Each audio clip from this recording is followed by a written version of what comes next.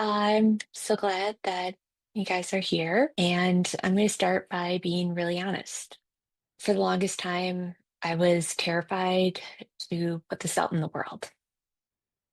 Why, you might ask?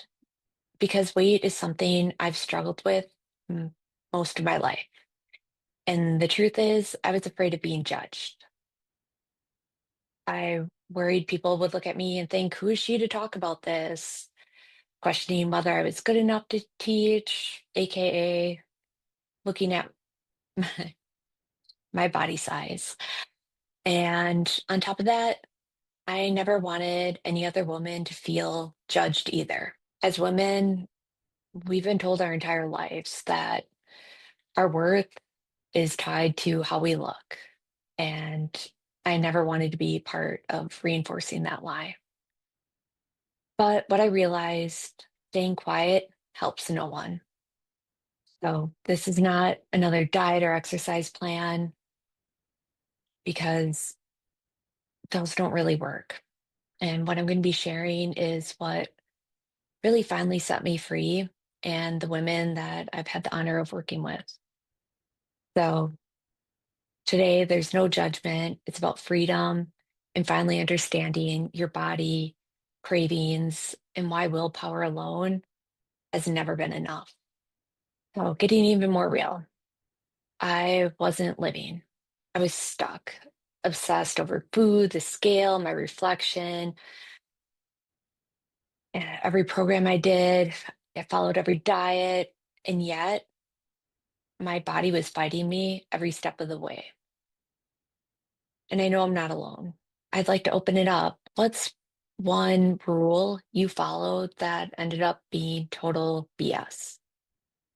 You can just unmute and shout it out.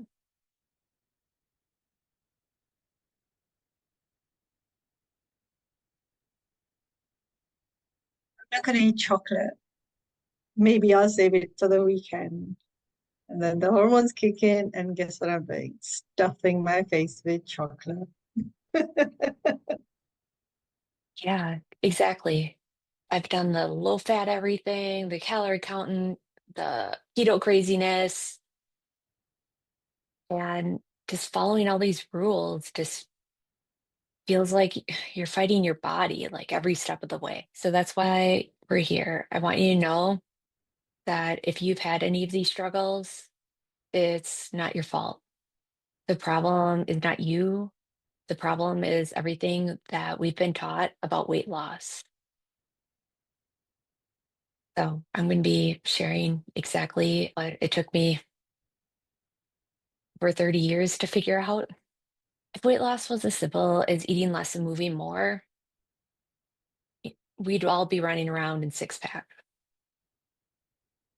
But the truth is, the real struggle comes from what's happening beneath the surface, emotional, energetic, subconscious patterns that no amount of dieting can fix. And we're going to go into what those hidden blocks are. To make sure you walk away with something powerful, I'm going to be giving away my weight release blueprint. And this is the framework with the real blocks I uncovered on my healing journey and the patterns I've seen over and over with clients. These are the things no diet talks about, and they're why weight won't budge. So I'll be dropping at the end the link to my Google Drive where you can download it. But before we dive into how this works, I want to take you back to where it all started with me. I had struggled with weight my entire life. From high school to my late 20s, I battled some form of an eating disorder. I was either not eating, over-exercising, secretly binging and purging, just always at war with my body. Then I had my daughter, and I knew I needed to heal because I refused to pass this down to her. But that didn't make it easy. First, they told me fat made me fat, so I cut the fat out.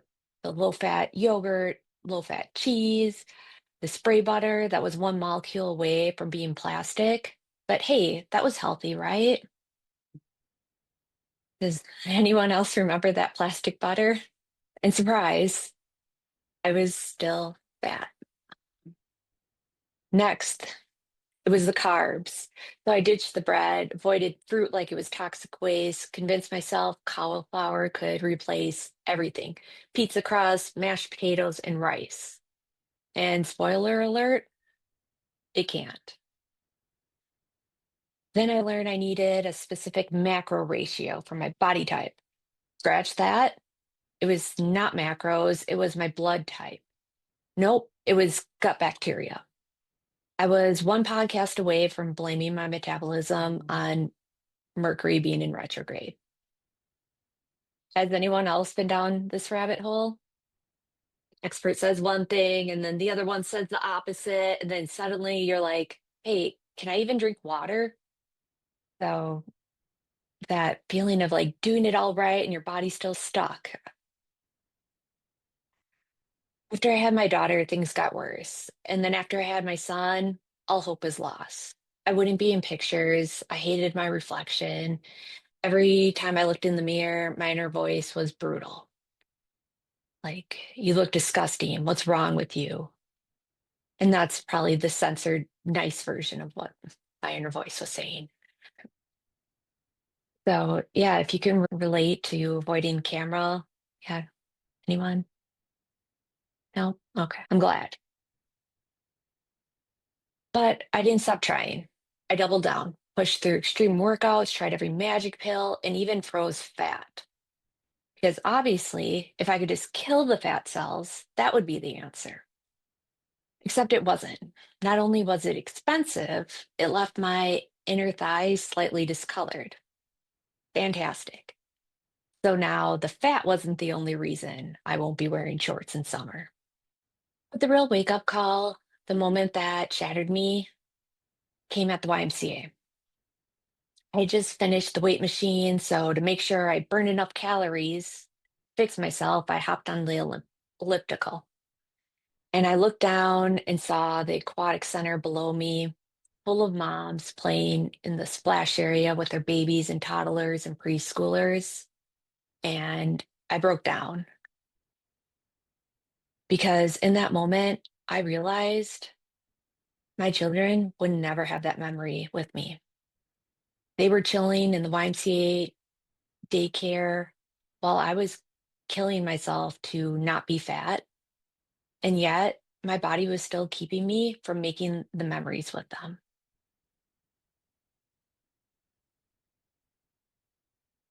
That was the moment I knew something had to change because if all the dieting, restrictions, self-hate actually worked, I wouldn't have been stuck. I stopped chasing weight loss as a punishment and started asking, why is my body holding on to this weight? And that question changed everything. Now, here's something you might not expect. I have a degree in engineering, and my favorite class was thermodynamics. I loved it. It made sense. It was predictable. You plug in the numbers and boom, right answer. Like no guesswork, no surprises. The first law of thermodynamics is energy cannot be created or destroyed. So, who here has been taught that this weight loss of calories in versus calories out? Yeah. So, logically, if I burn more calories than I ate, I should lose weight. So, I did what every diet book, personal trainer, health expert told me to do. I counted calories. I measured every food on the scale and logged it in the app, tracked my workouts, and created this perfect calorie deficit and waited for the magic to happen. Except it didn't. And now we can zoom out for a moment. The global weight loss industry is expected to hit $362 billion by 2034. That's more than double where it is right now. In the US alone, we're already spending 90 billion a year. But here's the real question. If diet, weight loss programs, pharmaceuticals solve the problem, wouldn't the market be shrinking, not doubling? I mean, our waistlines seem to be doubling if you look at statistics. The truth, the more we struggle, the more they profit. It's not about making us healthier, it's about keeping us dependent. So, following the plan, tracking every bite, showed up to all the workouts, and still the weight was there. That's the frustration loop. And the part where you blame yourself when the system is what's broken. But it's not about trying harder, it's about what's happening below the surface. And until we clear that, the cycle just keeps repeating. So, has anyone started a diet or workout regimen all fired up, the meal prepping, the hitting the gym, turning down desserts like a champ, and then to only be a few weeks later, fa- face first in a pint of Ben and Jerry's? Okay. Again, this is nothing about being weak or lazy or willpower. Like, it's nothing to do with that. Weight loss is not about discipline. Again, everything is what's going on below the surface. Your body isn't working against you, it's working for you. It's wired for survival and not aesthetics. If your subconscious believes losing weight could make you unsafe or it needs this extra weight for protection, no diet, no workout, no calorie counting will override that. If it really were as simple as eat less and move more, we'd all be running around in like crop tops showing off our six pack. What's really going on? Why does the body resist weight loss? It all comes down to these 12 major blocks, and we're going to be breaking those down because once you see these, you'll understand why nothing has worked before. Okay, so who here has struggled with cravings? Okay, who here is eaten not because they're hungry, but because they're stressed, bored, or emotional? Who has ever lost weight to only gain it all back? All right, so any of those applied, this is going to make complete sense. So before we dive in, just need to clear up real quick because there's a difference between cravings and emotional eating. Cravings are brain driven, tied to dopamine, habit loops, subconscious programs. They hit suddenly, feel urgent, like you need that food right now, even if you're not hungry. Emotional eating is about avoiding emotions. It happens when you eat to escape stress, sadness, overwhelm, boredom, not because your body's hungry, but because food is an easy way to numb or distract yourself. Cravings can feel like this intense pull towards a specific food, where emotional eating is like any food just to help you disconnect. So, who here has experienced both at different times? Okay, great. Um, Now we can understand the difference. You're having a stressful day, you found yourself eating even though you weren't hungry, or something upset you, and instead of dealing with it, you grab food because in the moment it gave you something else to focus on. Again, emotional eating. That's not hunger, it's about checking out, using food to self-soothe, and then you get in that cycle. You feel the guilt from it, the frustration, and then what do we do when we feel all those emotions? It just again goes in that loop. And cravings, again, hardwired to your brain's chemistry and subconscious memories. When you eat something pleasurable like sugar or salty snacks, your brain releases dopamine, the feel-good chemical. That dopamine makes you feel amazing temporarily, but your brain remembers that connection. The next time you feel stressed or tired, your brain automatically signals to you to get that thing that made you feel good last time. Cravings aren't just about dopamine either. They're also tied to positive memories. So the cookies you crave, That could be your grandma baked them every Sunday. Pizza, because that meant family movie night when you were a kid. Cake, because birthdays were always such a big celebration.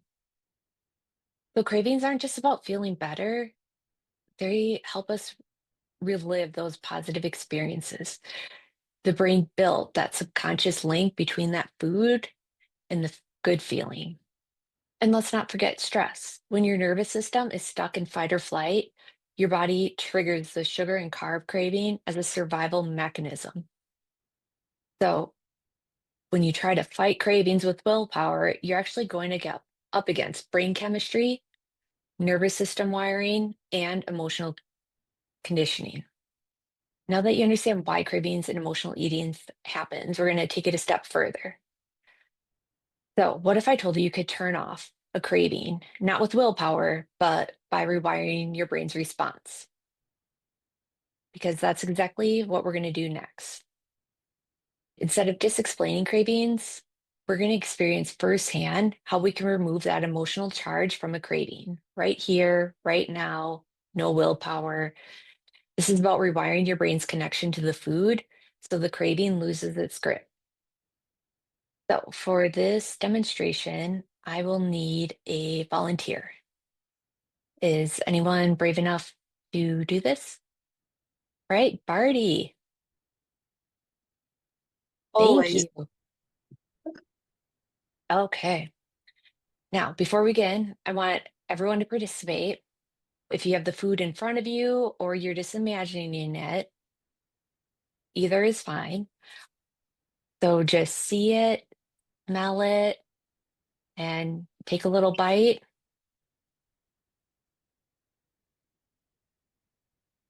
And you're going to rate your craving intensity from 0 to 10.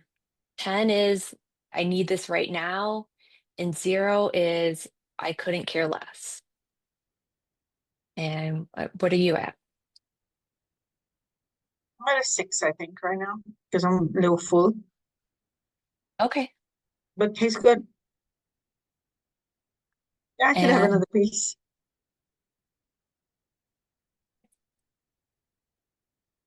okay. Just hold on to your number.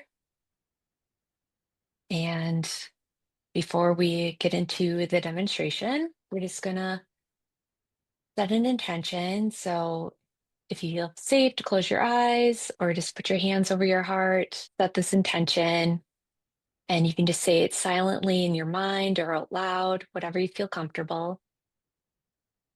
So I allow my body to release what no longer serves me.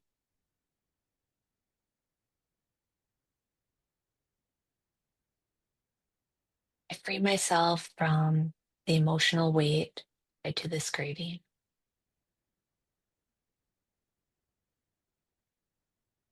The love and comfort I've sought in food are already within me.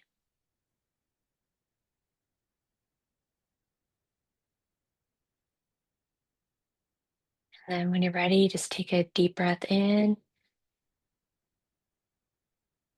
And as you exhale out, imagine that any resistance in this process is dissolving. You're safe, you're supported, you're ready. Now we can begin. We'll be using something called the craving release technique. This method works by transferring the emotional charge we've attached to the food back to its true source, the memory, the person, the feeling. Because the cravings were never about the food, it was what that food represented. So you selected chocolate. I And selected. what are you thinking about? It's actually, they're like fritters. They're like potato fritters it's my cultural food, but it's deep fried. Okay. And if you're just imagining that right in front of you, you can smell it. Just imagine in your mind just taking a little bite. What would you rate your craving at? Oh, it's a good 9. Okay, perfect. Now, everyone else, just do this work for yourself as I work with Barty. So, Barty, think back to what's the some of the earliest times you remember eating this food. And you're going to want to find one that has a positive memory with it. I was back home in Kenya. And we didn't really go out much because times weren't that great. But it was, once in a while, my dad would take us out and we would go out to eat somewhere and we would eat this. So it was just a family thing, a wholesome thing, something new, something a bit novelty. So it was the taste, the novelty, the being with my parents, my siblings, just being carefree. Carefree. Okay. And for this, you mentioned your parents and your siblings. You're just going to pick like one person from the memory. So who would that be? My mom, Okay. And just keep in mind, everyone, that, whoever is in your memory, if the relationship with that person has shifted or is complicated now, like that's okay. You can either just focus on the love that existed in that moment, or if needed, you can choose someone else. It's all about making it work for you. So see that food in front of you, and you're going to see all the love, the joy, the comfort, just everything that's in that food. But it really wasn't in the food, it was in the people, the energy, and the connection. So picture your food, or if you have it in front of you, and you're just going to scoop the emotions from the food and just bring them to your heart, and just use your hands to scoop and pull them out of the food and just bring all of them into your heart, and just keep scooping until all the good feelings are just all in your heart and there's none left in the food.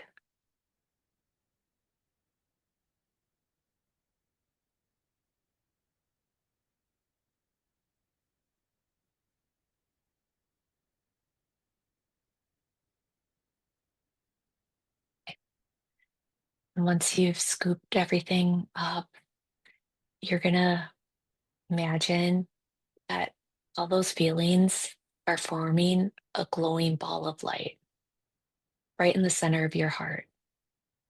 Make it radiant.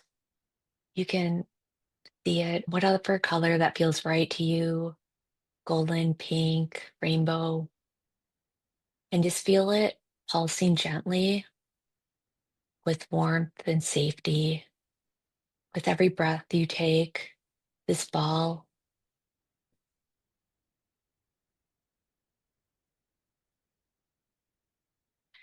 Now we're going to gently tap through the EFT tapping points.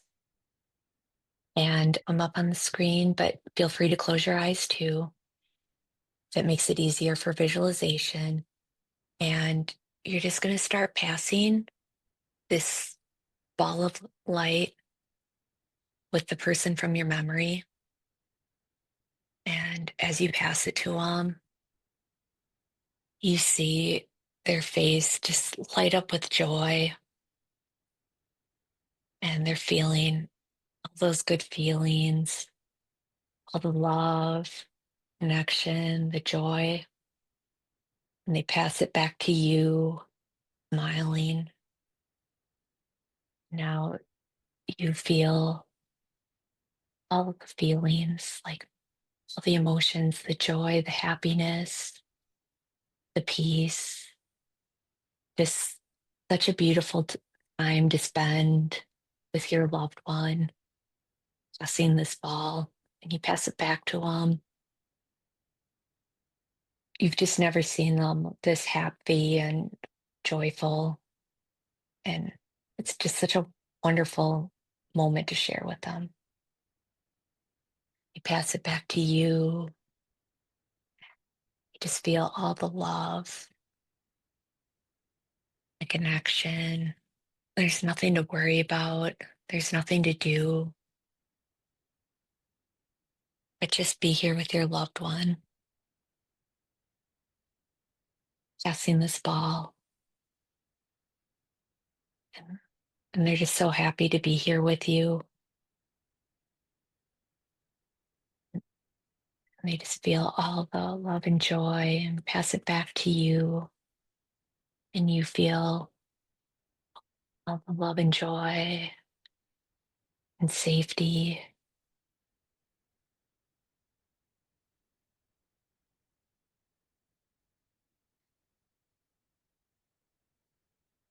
Now, when you're ready, imagine you keep some of that light in your heart, in the person that you've been passing the ball with, keep some in theirs,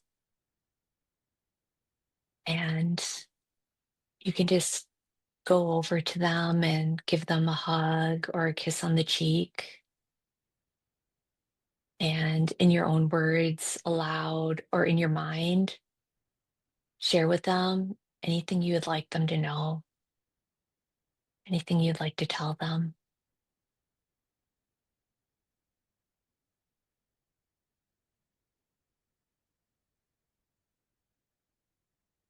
You can take a minute now to see if they have a message for you.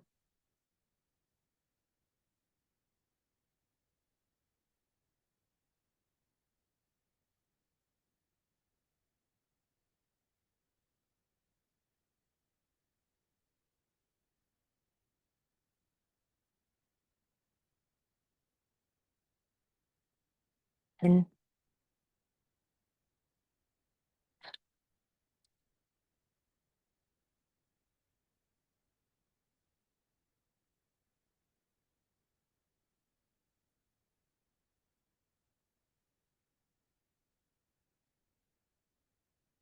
now let's check back in.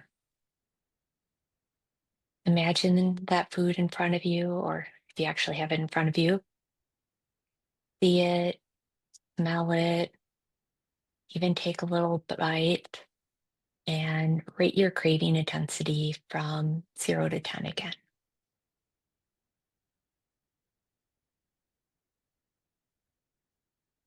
I think craving's gone actually. I don't really want it. I'm Okay, so you would say it's like a 2, less 1, or 0? one, one, Okay. zero. Okay. Did anyone's go up? No, because that can be it's not a true craving food or the resistance of letting go. And there's different techniques for those. And then if your craving is still above a 2,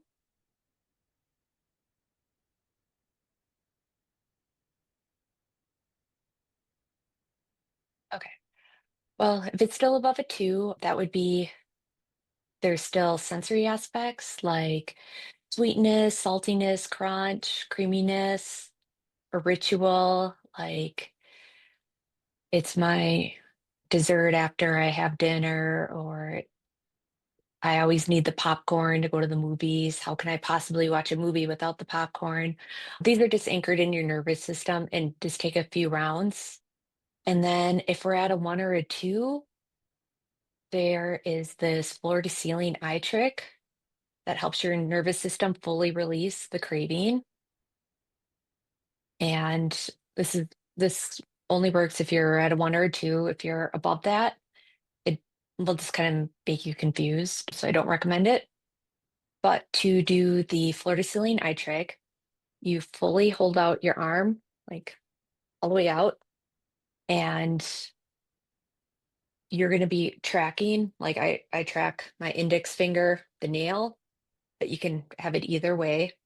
And what you're going to do is hold it all the way down as low as it can go, and you're going to slowly bring it up, And you're not going to move your head. You're just tracking it with your eyes all the way up and then slowly back down again.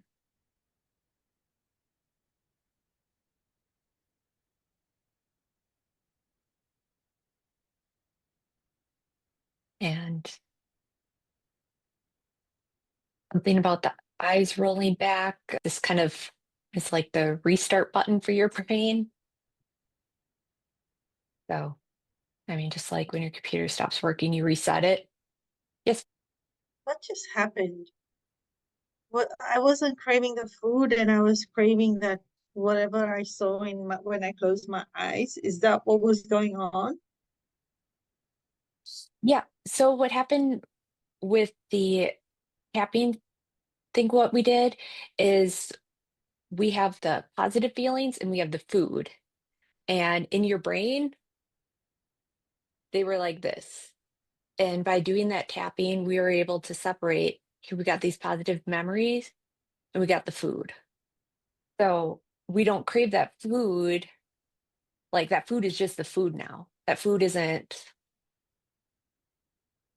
that carefree moment with my family. Food was the warm hug from my mom. Yeah. So that's no longer the warm hug. It's just the food. And a lot of times when I work on this with clients, most of us are chronic dieters, and these craving foods we don't keep in our house. And so I always challenge them, keep it in your house and see if you go for it. And they forget about it. Like if it's ice cream and it's in your freezer, like they notice it a month later, like, oh, I still have this. We just reprogram that connection because weight loss isn't about willpower. It's about working with your mind, body, and spirit. And we'll be moving on to the deeper blocks. Okay. So everyone here, it appears, had a shift, and that's the difference. You didn't have to fight it. You didn't have to rely on discipline, willpower. You simply removed what was blocking your body's natural alignment. And right here is why so many weight loss programs fail, is because the focus is on just controlling the behavior instead of clearing out the root cause. When you release the emotional charge, the cravings lose their grip. When you shift your subconscious identity, your body starts to follow. When you calm your nervous system, your metabolism responds. This changes everything because it works with your mind, body, and energy to unlock the real transformation. But we got to pause real quick and ask, why isn't this approach mainstream? Like I mentioned earlier, they have over 90 billion reasons just in the US alone to keep us frustrated, searching for the next solution. And with the explosion of GLP-1 drugs like Ozempic, it's even more obvious. And I want to be real clear here. No shame or judgment towards any use of medication. It's just, here's the thing that people don't realize. Doctors are following pharmaceutical guidelines, not addressing the root cause. Doses start out way too high. And yes, they see results, but everyone's body will eventually adapt, build up resistance, and those already high doses are getting jacked up like to dangerous levels. And what happens? The natural GLP-1 production shuts down. And when people stop taking it, the weight comes back and then some. Because again, these blocks were never cleared. So, how these drugs are being used are not to heal, they're just to temporarily manage systems. And the worst part is people don't realize there's a better way. I just had to put that in there because I know this trend is getting really popular and people are really hurting themselves with this.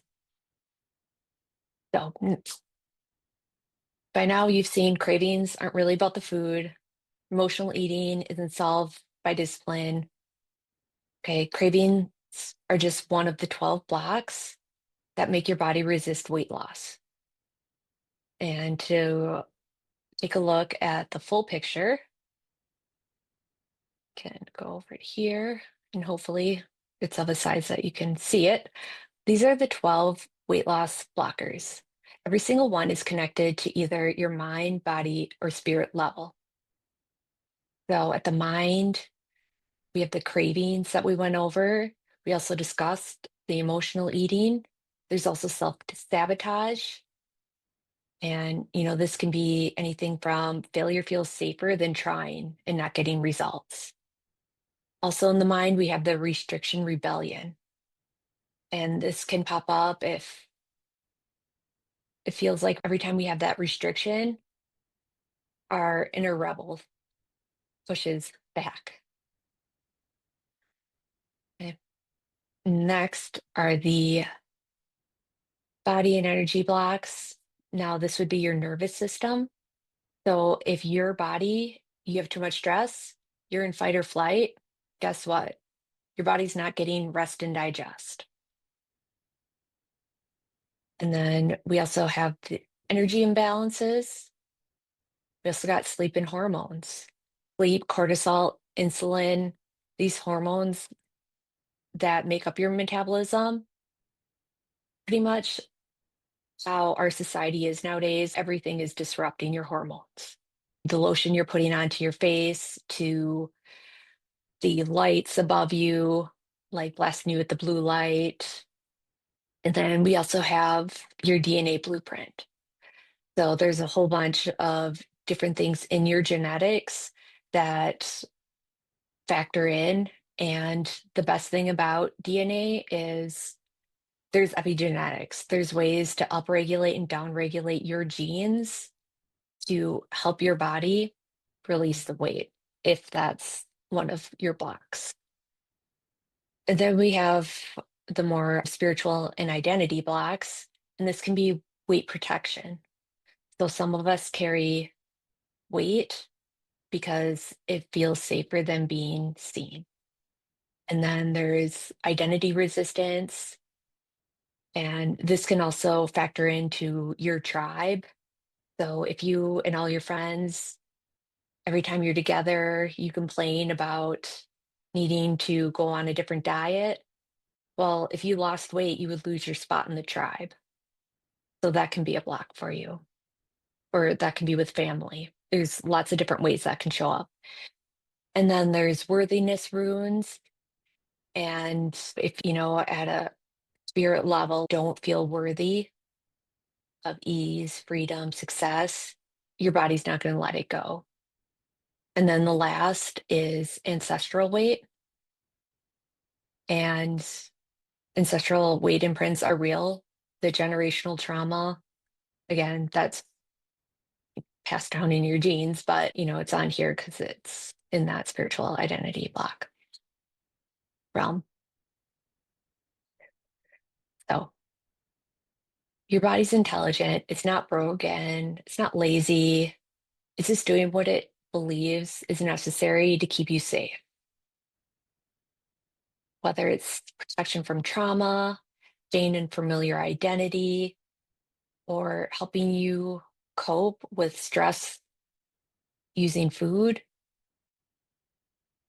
But when we clear these blocks, your body no longer needs to hold on to the weight. That's when the release becomes effortless and when the real transformation happens. And that's exactly what I want to help you do is clear these blocks one by one so your body, mind, and spirit are finally working with you and not against you. I'd like to open this up to any questions.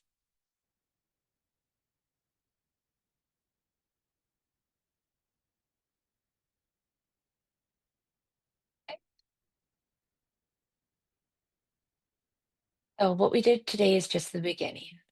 Oh, sorry, Imagine, I couldn't find the button. oh, You know what comes to my mind? Thank you, first of all, thank you so much for sharing all this. As you were talking about all these blocks, I was like, oh my God, it's easier to go and diet. It's just like there's it's so much, like so many factors, which I follow that, right? And that's it. That is actually indeed what's there. So I guess my question for you is like, I know you work out and I know you still are, very healthy and going with, what you eat is very important and all of that. How do you balance all of that and how much time does it take out of your day? so first I want to address that the 12 blocks, because yes, hearing there's 12 blocks does sound like a lot. And the thing is, not everyone's going to have all 12 blocks. And a lot of times, just clearing a couple of them, the rest just kind of fall to the side there, kind of like a domino effect. So for me, before I cleared the blocks, I was spending an hour and a half or 2 hours getting in some kind of movement every day. Now I average maybe 45 minutes. And as for diet, I don't diet. I just prioritize protein. Is it at least not on the dirty dozen? All right. It's kind of like my priority list for food. But, like I eat pizza every week, but I don't need to eat a whole or a half of pizza because I'm no longer,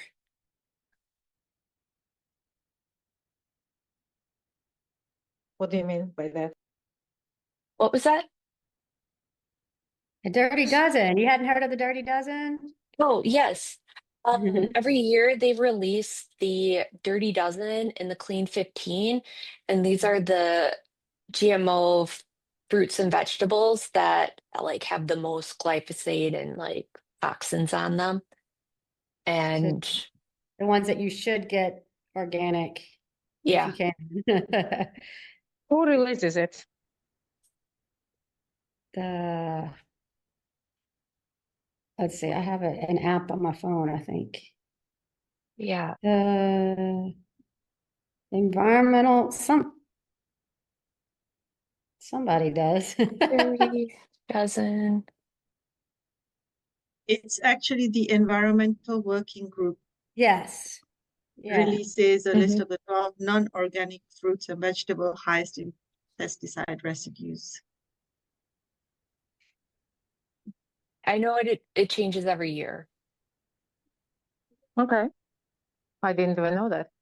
Wow. And this is only in the United States, right? I know a lot of other places aren't allowed to use the chemicals that we use here on our foods. Hmm. Yeah, that's true. Hmm. How did you come? I mean, it's a lot of research, right? But all those 12 elements, I mean, there is a world in each of them, right? How long is the program that you have and how do you, I guess the question is, yes, it's probably personalized, but what are the steps? So I am still building it out, but what it is, it's going to be 12 weeks, and each week goes through a different block. And there's going to be pre-recorded videos that you can do at your own pace. And then there's going to be coaching and Q&A where, for example, in the cravings week, that live session will be going through that exercise and making sure we get to zero, and then answering any questions about it. And it'll also have anything that you don't need that interaction or guided. I'm just going to have pre-recorded so everyone can do it at their own pace. And then I'll have a pre-recorded one of that exercise where you can fill in your own blanks, where you get an intense craving and you don't know what to do. You can hit that recording and tap with it. Wow, that's amazing. So when is it going to be released?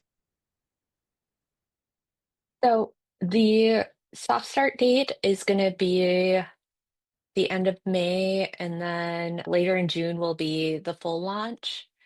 But right now, I am looking for beta testers for it. We'll be offering a weight release kickstart, and what that will have for people that would be interested in beta testing, this will have 3 sessions with me that are 30 minutes long, and we'll be covering cravings, emotional eating, and just kind of looking at what are your biggest weight loss blockers, and it'll give you a real idea of how effective this program would be.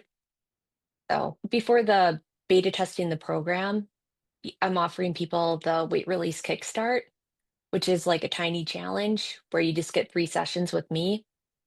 And if you're like, yeah, this is really effective, then you can become a beta tester, and that's where you're going to get to test out the course and provide feedback. Are there any qualifications that you have to meet To beta test? for any of it? Yeah. Like, do you have to be a certain amount overweight or anything like that? Or No. Yeah, it's just agreeing to provide, your honest feedback and test it out. And then what I was going to do is, offer for beta testers, they can get it at an extreme discount, or they can provide a video testimonial, whatever they would prefer to do. And that's why I was offering the weight release kickstart first, is so people could have that experience that they might feel inclined to have a testimonial for. How much time do you think is needed, like time commitment for that? It's definitely going to be less than 2 hours a week, because the self-paced stuff at most an hour. And then there'll be a live call or a Q&A, whatever it corresponds with that week. And that should be at an hour, which again, if you can't make the live call, there'll be recordings of that too. So what's opening up for me really, Alyssa, is that it doesn't matter what size you are at this point, cravings, emotional eating. I mean, I could be a size 6 even, which is like, it's a pretty good weight to be at or size to be at. But it's all about how I'm viewing myself, what my eating habits are, and what is associated with how I eat something. Yeah, that's definitely part of it. And this program's also going to be going a lot deeper. So one of my major blocks was really the nervous system regulation. So I was always in that fight or flight.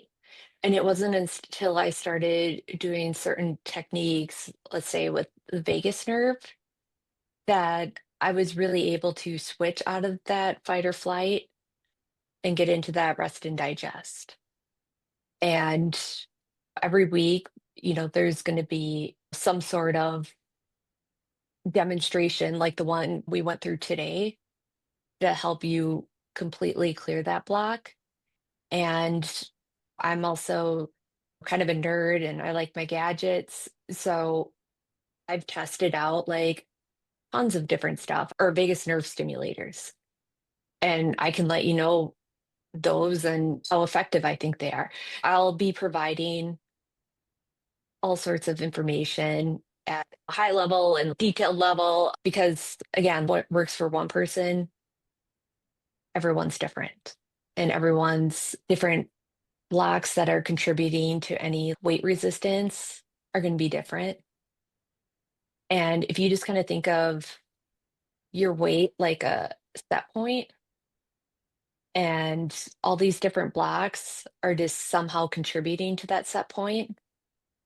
And once you get them out of the way, you can turn down that set point if you want. Go on, But do I'll,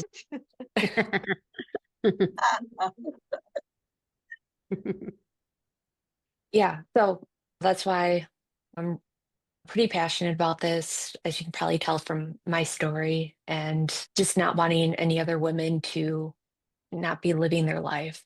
Not to mention how much time and energy I spent either searching, like, what's that one supplement that's going to fix me, or listening to this podcast, reading this book. Oh, I got to fast. I need to, all the different things.